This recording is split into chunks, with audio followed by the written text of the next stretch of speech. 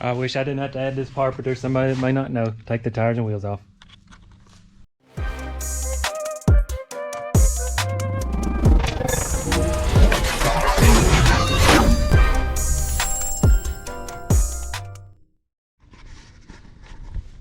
Alright, so I was fixing to change the rear end in one of these Jeeps, 99-04.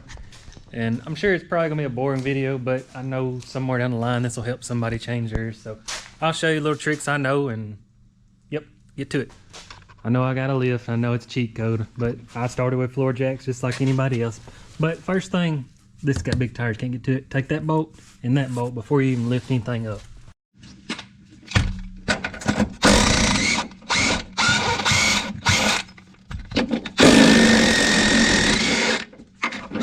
I wish I didn't have to add this next step, but I'm sure somebody along the line don't know this. Take the tires and wheels off.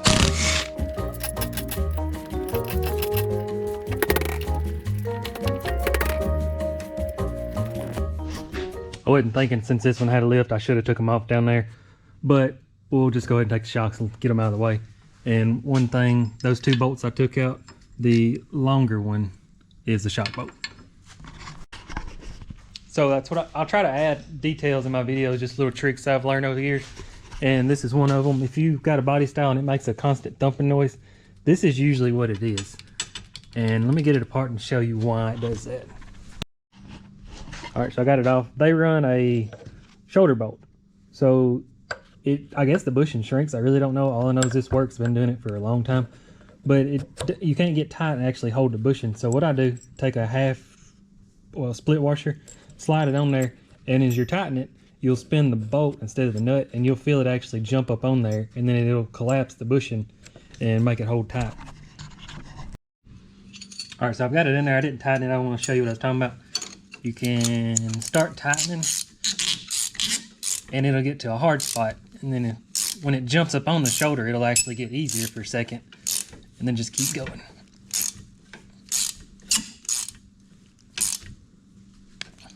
So now it's tight. It's still pivoting on the bushing, but it's all good. All right, so I personally don't like bleeding brakes, probably because I work by myself, so there's nobody to help me. So I'm gonna take them off and actually hang them up so we don't have to bleed the brakes. 10mm wiggle.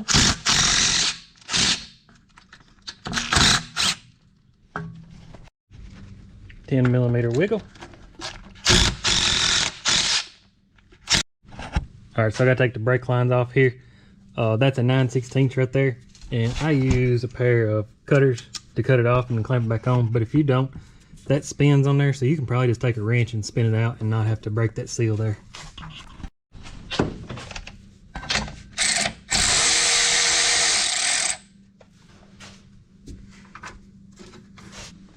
All right, so one little trick before you take this apart is hook right in there. I'm actually hooking on the rotor itself, and then pull back and spread the caliper open.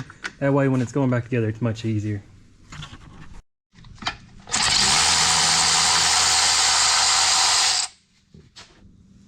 All right, so if you got somebody helping you, like I said, you can bleed the brakes. This is just the way I do it because I'm here by myself. But I've already got a piece of wire through there, and you can just stick it up there and stick a bolt through it. And I know they make brake caliper hangers, but this is just what I got. All right, so now I got the Jeep all the way up on the lift, and like I said, you can do it on a creeper. I just have a lift. But I gotta get the drive shaft, and if you can find the shifter, I take a pry bar, knock it up, and then knock that forward. Really doesn't matter where you put it. And now you can spin it either way to get the drive shaft bolts out. 8mm or 5/16, whatever you got. Usually the drive shaft tries to stick, get a pry bar, go right in there. And I'm gonna leave it there because them caps are gonna fall off.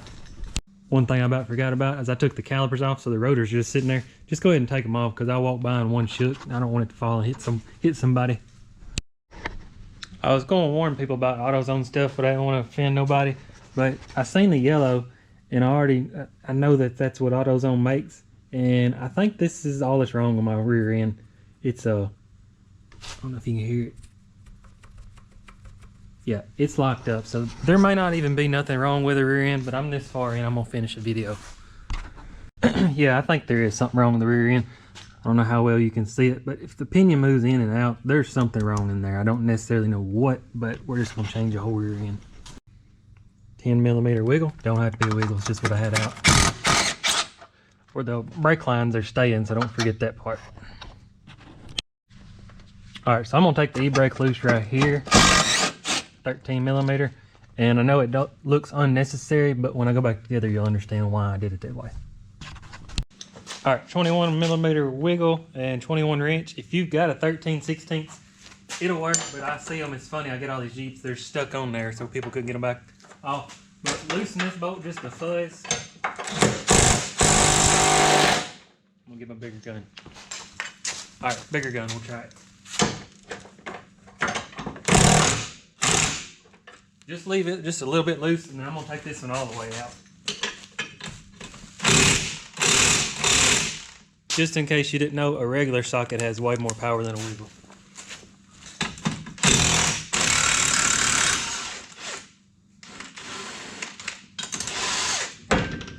Don't get hit in the head. Alright, so I've stuck the control arm back in just so you could see what I was talking about. But when you leave them like this right here, you can see the lift is this height. When you start letting it down to get the rear end out, these will try to participate in being a jack stand, and it gets in a lot of trouble, so I'm gonna take them fully off. Alright, so this one has a small spacer lift on there, and I can't get the springs out. There's nothing holding the rear end but that one ball and these bolts right here. So I'm gonna show you all my favorite friends here. The ratchet straps. I got a whole wall of them. Right, so now I got a ratchet strap hooked up. I hooked in the arm, I hope this works, but if you'll pick up on this side, that'll make the other side go down.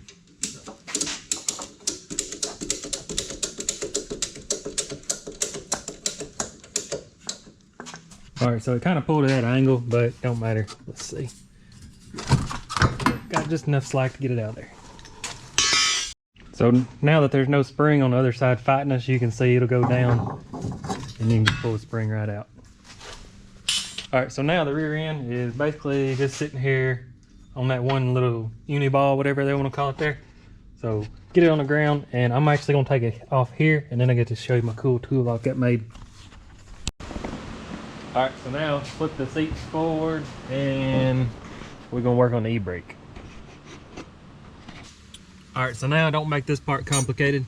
This thing, it's springy, so you can see I can pull all the slack out of it, and now just let it go back through there. It's not hard to get it back through there.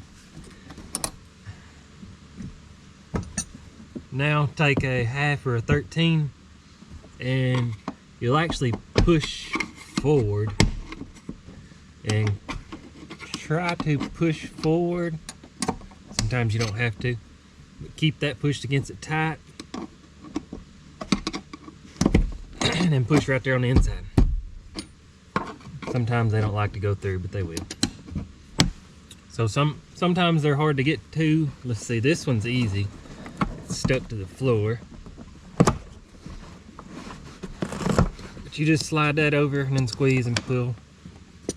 And then I just take my flathead and shove the rubber through there. And be sure to go through here because you can't pull it from the bottom. It'll get hung. I couldn't hardly video it because it's hard to get to, but there is a white and a black one. The black one's on the passenger side, and you just have to pull the carpet up and get to it. It's kind of hard. All right, so now all that's left, literally, I've got the e-brake cables undone and the ABS wires. Yep.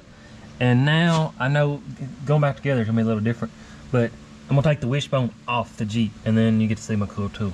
But 15mm wiggle again, and hope your Jeep's not rusty.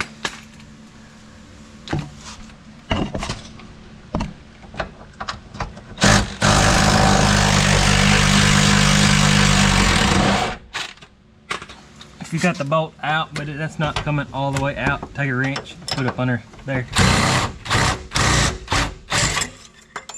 There you go. Alright, so now I'll get you a pry bar. Come in there, and if the rear end falls, we don't really care, it's garbage. But I'm gonna start going up with lift and pry as this goes.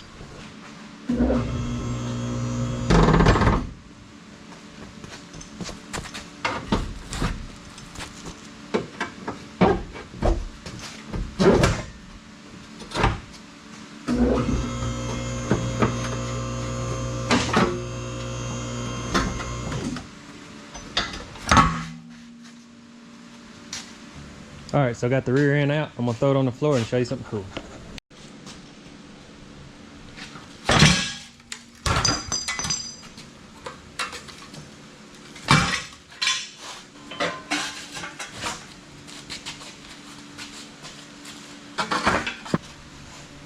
All right, so if you've ever had a WJ and tried to get this wishbone off, it's very, very, very aggravating.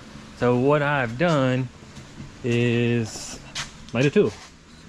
Cut a pitman arm puller in half. You can see kind of the reminiscence of it there. Welded a, I think it's a header washer actually, off of 4.0. And a bunch of cutting, welding, grinding. And yeah, it's pretty much a have-to-have tool for what I do. So I'm gonna get that nut off there and then pop it on there. 21 millimeter.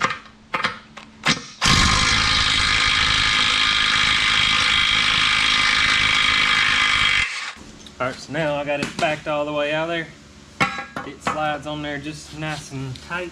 Slide it on there. It fits very snug.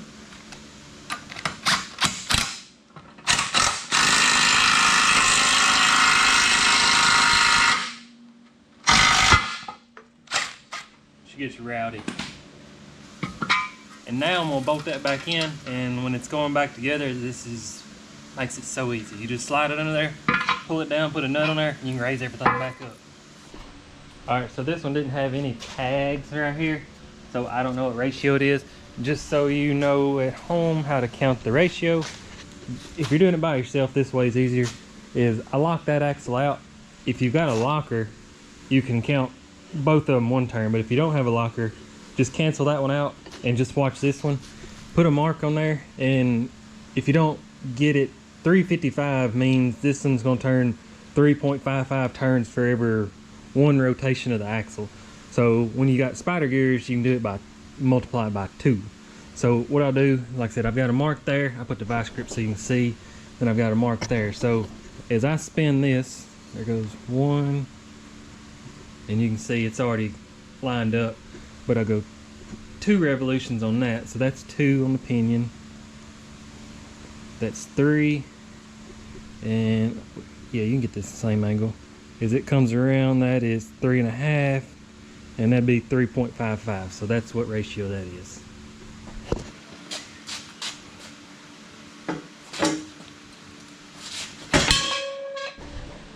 All right, so now we go find the rear end. Got the old wrecker Jeep.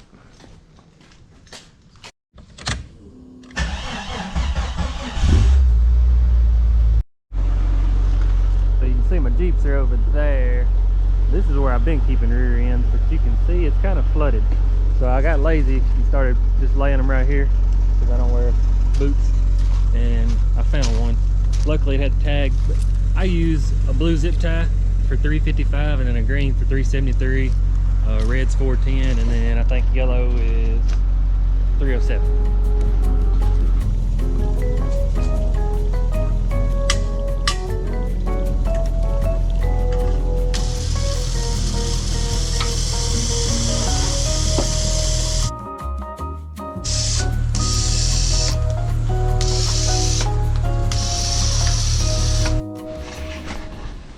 One of the things I couldn't stand when I did mechanic work for the public is I'd get motors that look like they moved them with a bulldozer, just rolled over every sensor, every wire connector.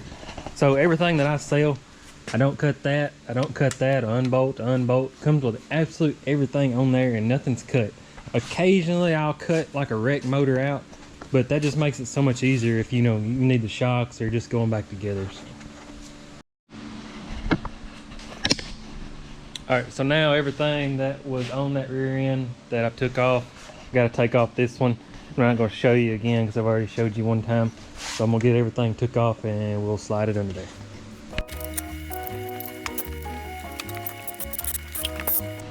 All right, so now I've got that rear end stripped down, everything took off. I'm actually going to use those control arms and that wishbone. And this is the part where it's kind of cheating on my end. But I'm going to put the wishbone up there, and then that way, well, when you see it, it all makes sense. But just going to lower the body down, put one bolt in there and lift it up and make it easy. All right, so I got the wishbone in, bolts are just finger tight.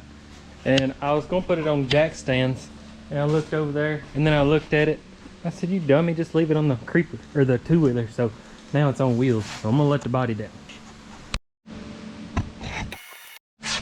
So it needs to go forward. I was trying to pull it, and every time I pulled, it was just seesawing. So I actually started that lower control arm, and yeah, oh, that worked perfect.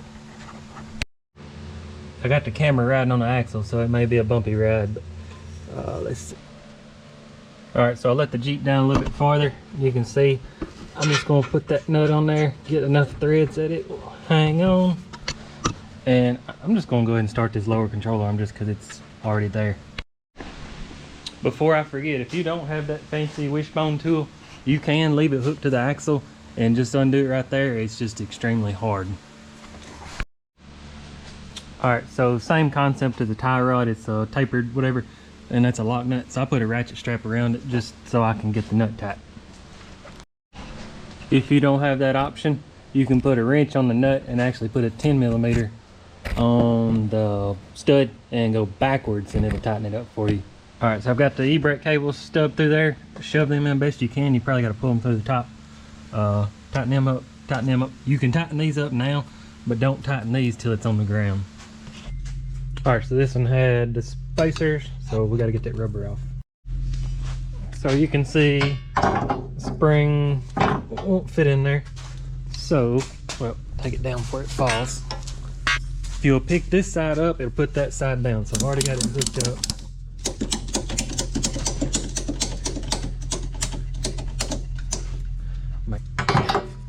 Yeah, and it just falls in there and pop that off. One quick little tip, just knock that back and it'll make the shot go in there quicker, easier. All right, so I got the shock on. This has got a lift kit, so it makes it a lot easier, but the sway bars won't reach, so I'm gonna try to do it with a ratchet strap.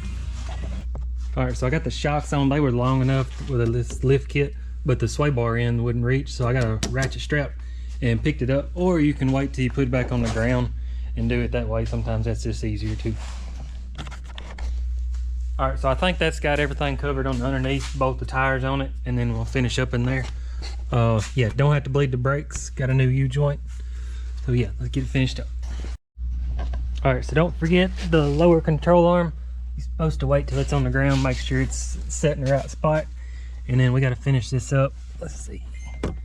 Yeah, those will pull through. Sometimes you can pull the grommet through, sometimes you have to go back under there and push it up. But I'll set the camera down and show you how to do this. Maybe a weird angle, but it's the only one I could get. Put that thing back on. Yeah, that's the right way. And then this is pretty stout, but it's not that bad. Push it through.